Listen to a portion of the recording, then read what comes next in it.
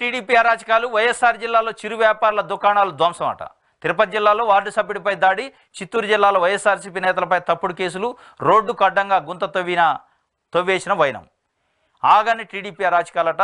June 4 నుంచి నిన్నటి వరకు ఈ రోజు వరకు కూడా ఏదో ఒక ప్రాంతంలో తెలుగుదేశం పార్టీ నాయకులు, తెలుగుదేశం పార్టీ కార్యకర్తలు, వైఎస్ఆర్సీపీకి నాయకులు కార్యకర్తలు ఇళ్లపైన దాడులు చేయటం, వాళ్ళ ఆస్తులపైన దాడులు చేయటం, వ్యక్తులపైన దాడులు చేయటం, గాయపరచడం, అవసరమైతే చంపటాలు, ప్రభుత్వ కార్యాలయాలపైన వైఎస్ఆర్సీపీ నాయకుల పేర్లు ఉంటే ఆ స్టోన్స్, ఫౌండేషన్ స్టోన్స్, గడిచిన ఎమ్మెల్యేలు సంబంధించి వాటిని ధ్వంసం చేయటం, ఇవన్నీ చేస్తున్నారు. ఇది వైఎస్ఆర్ జిల్లాలో చిరు వ్యాపారుల దుకాణాలపైన కూడా దాడి చేశారంటే వైఎస్ఆర్సీపీకి అనుకూలంగా ఉన్నదని చెప్పి, ఆ పార్టీ సింపథైజర్స్ అని చెప్పి వాళ్ళపైన దాడి చేసే పరిస్థితి వచ్చిందట.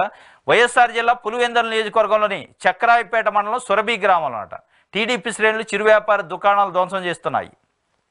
గ్రామంలోని నాగలపట్టపల్లిలో గంగాధర్ హెయిర్ కటింగ్ సెలూన్ ధ్వంసం చేశారు. గత ప్రభుత్వంలో ఆర్థికంగా లబ్ధి కలగడంతో గంగాధర్ వైఎస్ఆర్సీపీకి మద్దతు పలికారు. దీంతో టీడీపీ జనసేన నాయకులు రౌడీ ముక్కలను వెంట పెట్టుకుని వెళ్లి సెలూన్లో అద్దాలను ధ్వంసం చేశారు. లోకేష్కి చెందిన ఎలక్ట్రికల్ షాపు వద్ద పందిరి పీకేశారు.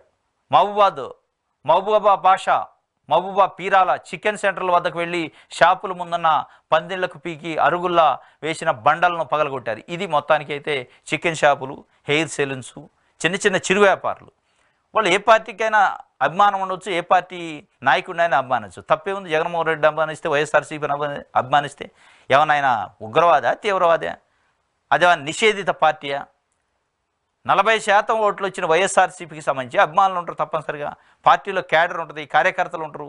దాన్ని మీరు వైఎస్ఆర్సీపీ కాబట్టి మీ సెలూన్ నడవనీయం, మీ చికెన్ షాపులు నడవనీయం, పగలగొడతాం, ధ్వంసం చేస్తామంటే ఇది దేనికి సంకేతం అని చెప్పి తెలుగుదేశం పార్టీ నాయకుల్ని ప్రజలు అడుగుతున్నారు.